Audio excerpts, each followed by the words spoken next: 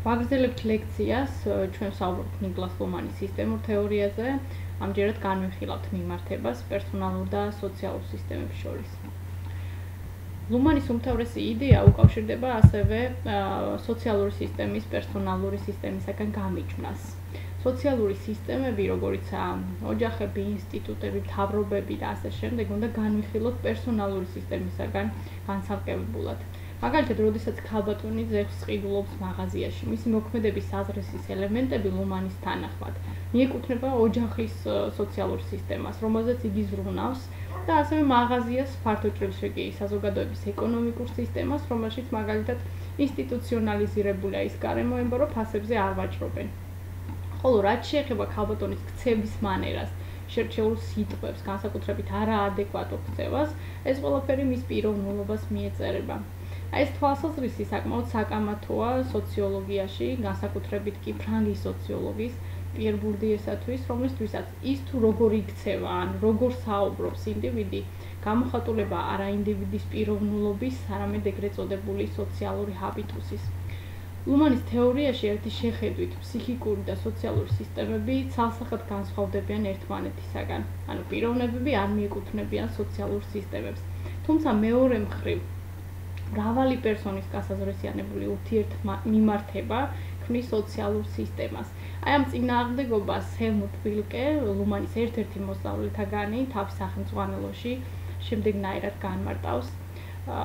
სოციალური სისტემების პერსპექტივიდან სოციალური სისტემის წევრები, როგორც პერსონები, მიეკუთვნებიან აი ამ სისტემის გარემოს, რადგან ისინი მთლიანად არასოდეს ეკუთვნიან სისტემას, არამედ მხოლოდ განსაზღვრული თვალსაზრისით, განსაზღვრული როლებით, მოტივაციებითა და აქცენტებით.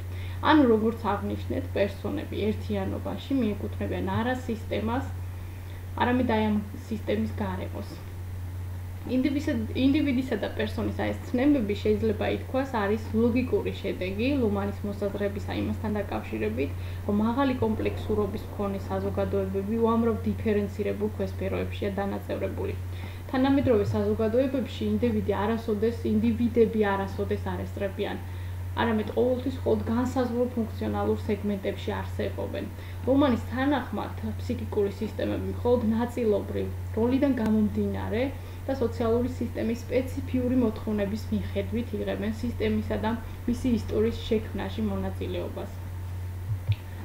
სტატიაში ინტერაქცია, ორგანიზაცია, საზოგადოება, სისტემური თეორიის გამოყენება, რომელიც ლომანმა 1975 წელს გამოაქვეყნა და რომელიც ყველაზე კარგად გასაგებ ტექსტად ითვლება, ლომანის სისტემის შექმნის სამ სიბრტყეზე საუბრობს.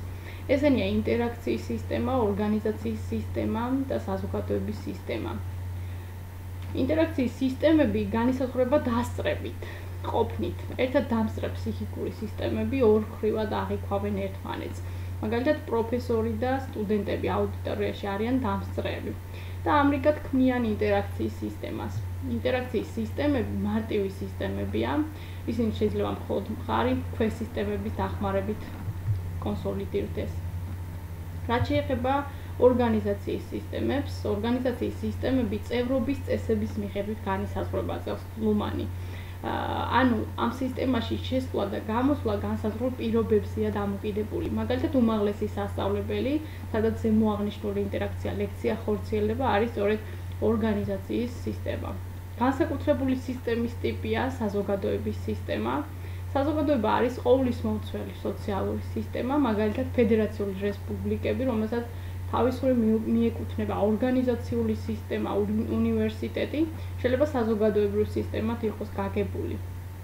ყოველ შემთხვევაში, ლომანისთვის ნაციონალური სახელმწიფოებრივი საზღვრები არ წარმოადგენს მნიშვნელოვან კატეგორიას. დღეს არსებობს საფუძველი მხოლოდ ერთადერთი საზოგადოებრივი სისტემისათვის, მსოფლიო საზოგადოებისათვის, წერს ლომანი.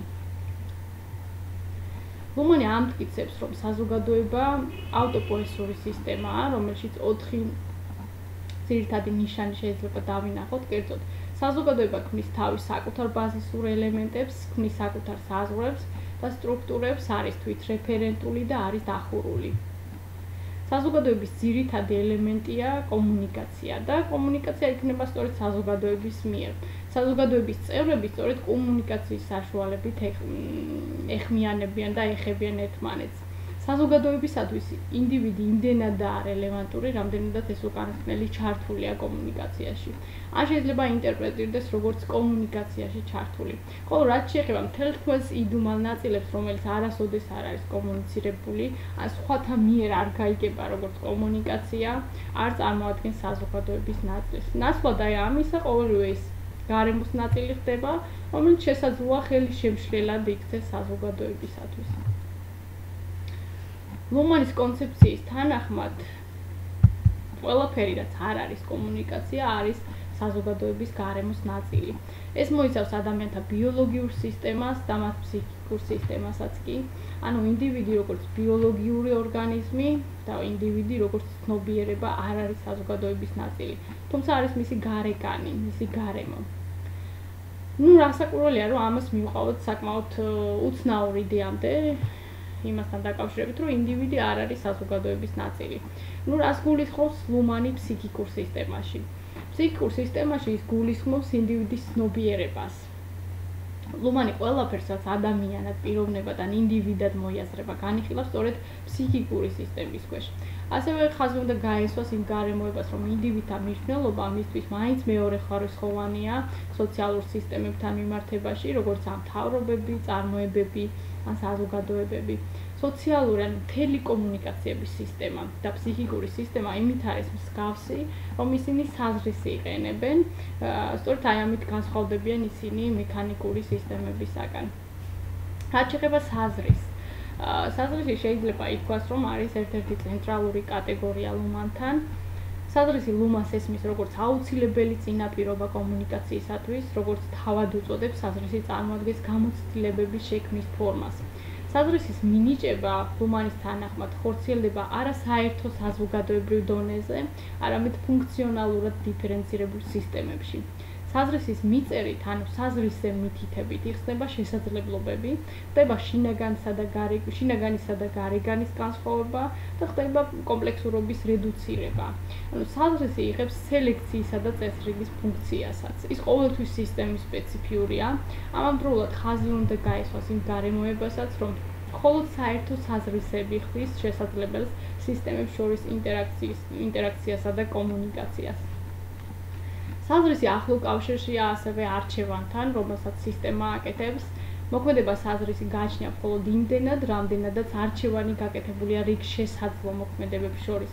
თუ არ არსებობს განსხვავებულად ყოფნის ან განსხვავებულად მოქმედების შესაძლებლობა, მაშინ არ არსებობს საზღვრისი მნიშვნელობა. სისტემები, როგორებიცაა ფსიქიკური და სოციალური სისტემა, რომლებიც საზღვრს ემყარება, არის დახურული, რადგან პირველი საზღვრისი ყოველთვის ეხება სხვა საზღვრს, მეორე მხოლოდ საზღვრს შეუძლია შეცვალოს საზღვრისი და ბოლო საზღვრისი როგორც წესი წარმოშობს უფრო მეტ საზღვრს. საზღვრისი ახდენს თითოეული ამ სისტემებს შორის საზღვრების ფორმირებას, მაგალითად, ფსიქიკურ სისტემაში იმას, რასაც არ გააჩნია საზღვრისი, განიხილება როგორც სისტემის გარეკანი, როგორც მიზეზი ჩვენი მოქმედების, რადგან რაც საზღვრისის მქონია, ის სისტემის შიგნითაა, როგორც მოტივაცია ჩვენი ქმედების. მოვლენები ჩვენს ფსიქიკურ სისტემაში აღწევს როგორც საზღვრისი, ჩვენი სხეულებიც კი წარმოადგენს უბრალოდ გარემოს, აი მგვარი საზღვრისი სისტემებისათვის. სხეული შემოდის ჩვენს ცნობიერებაში მხოლოდ მას შემდეგ, რაც საზღვრისი ძენს. ფსიქიკური და სოციალური სისტემები ერთად განვითარდა, წერს ლუმანი და თითოეული მათგანი აუცილებელი გარემოა ერთმანეთისათვის. ფსიქიკური სისტემის საზღვრისის ელემენტებია კონცეპტუალური რეპრეზენტაციები, ხოლო სოციალური სისტემის საზღვრისის ელემენტებია კომუნიკაციები. მცდარი იქნებოდა აშკარად გვეფიქრა, რომ საზღვრისი ფსიქიკურ სისტემაში უფრო უპირატესობის მქონია, ვიდრე სოციალურ სისტემაში, რადგან ორივე ავტოპოესური სისტემა, ორივე მათგანი საკუთარ საზღვრს ქმნის საკუთარ პროცესებში. ფსიქიკურ სისტემაში საზღვრისი დაკავშირებულია ცნობიერებასთან, მაშინ, როდესაც სოციალურ სისტემაში ეს უკანასკნელი უკავშირდება კომუნიკაციას. საზღვრისი სოციალურ სისტემაში არ შეიძლება მიეწეროს ინდივიდუალურ განზრახვას, ის არც სოციალური სისტემის ცალკეული ელემენტების კუთვნილებაა, ნაცვლად აი ამისა ის ეხება ელემენტებს შორის არჩევანს. ლუმანის თეორიაში გვხვდება კიდევ ერთი მნიშვნელოვანი კატეგორია, ეს გახლავთ კოდი. არის კოდი. ეს არის საშუალება სისტემის ელემენტები განსხვავებულ ელემენტებისაგან, რომლებიც სისტემას არ მიეკუთვნებიან. კოდი წარმოადგენს ფუნქციონალური სისტემის ძირითად ენას. კოდია მაგალითად ჭეშმარიტება, ცდარობის საპირისპიროდ მეცნიერული სისტემისათვის, ფულის გადახდა გადაუხდელობის საპირისპიროდ ეკონომიკური სისტემისათვის, სამართლიანობა უსამართლობის საპირისპიროდ სამართლის სისტემისათვის. ყოველი კომუნიკაცია, რომელიც იყენებს ცალკეულ კოდს, არის ნაწილი ის სისტემისა, რომლის კოდზეც დამოწმებაც იქნა გამოყენებული. კოდი გამოიყენება ნებადართული დასაშვები კომუნიკაციის, ესე ვთქვათ, ლიმიტირებისათვის. მეცნიერული სისტემის შიგნით ჩვენ ყოველთვის აღმოვაჩენთ მხოლოდ კომუნიკაციას ჭეშმარიტების კოდზე დამოწმებით. ლუმანის სისტემის თეორიაში არც ერთი სისტემა არ იყენებს და ვერ იგებს სხვა სისტემის კოდს. შეუძლებელია ერთი სისტემის კოდის თარგმნა მეორე სისტემის კოდად. ლუმანისათვის პრინციპული საკითხია გარკვევა იმის თუ რა არის საზოგადოება. სწორედ ეს გახდა ამ სავალი წერტილი ლუმანის მცდელობისათვის განევითარებინა სისტემის თეორია. სოციოლოგია როგორც მეცნიერება საზოგადოების შესახებ შესაძლებელია არსებობდეს მხოლოდ ნათლად ჩამოყალიბებული საზოგადოების კონცეფციით. ლუმანის სისტემის თეორია საზოგადოებას განსაზღვრავს როგორც ყოვლის მომცველ სოციალურ სისტემას, რომელიც ყველა დანარჩენ სოციეტალურ სისტემას მოიცავს. ეს გულისხმობს, რომ საზოგადოების კონცეფცია იდენტურია მსოფლიო სისტემის კონცეფციის, ანუ შეიძლება არსებობდეს მხოლოდ ერთი საზოგადოება. სოციალური სისტემაა ყველა ის სისტემა, რომელიც აწარმოებს ქმნის კომუნიკაციას, როგორც საკუთარ ბაზისურ ელემენტს, რათა შექმნას საკუთარი თავი. ხოლო სოციეტალური სისტემა ფუნქციონალური სისტემაა, მსგავსად ეკონომიკის, მეცნიერების, სამართლის, ყოვლისმომცველი საზოგადოების სისტემის შიგნით. ეს ყოვლისმომცველი მსოფლიოს სისტემას არ გააჩნია საზღვრები დროში და სივრცეში. გარკვეული აზრით მსოფლიოს საზოგადოებას არ გააჩნია ასევე მისამართი და სხვა გარემომცველი საზოგადოებებიც. საბოლოო ჯამში ლუმანის თეორია თანამედროვე საზოგადოების შესახებ და ზოგადად მისი სისტემის კონცეფცია შეიძლება შეფასდეს როგორც კარგად შემუშავებული ანალიტიკური სქემა, რომელიც სოციოლოგიას საშუალებას აძლევს შექმნას ახალი ხედვა საზოგადოებაში არსებული პრობლემების შესახებ, თუმცა არსებობს საკმაო კრიტიციზმიც ლუმანის სისტემის თეორიასთან დაკავშირებით, თუმცა მიუხედავად ამისა, უნდა აღინიშნოს, რომ ლუმანის სისტემური თეორია გაჩნდა როგორც ერთ-ერთი წამყვანი სოციალური თეორია 21 საუკუნის მიჯნაზე და გამოაღვიძა ინტერესი სისტემური თეორიისადმი.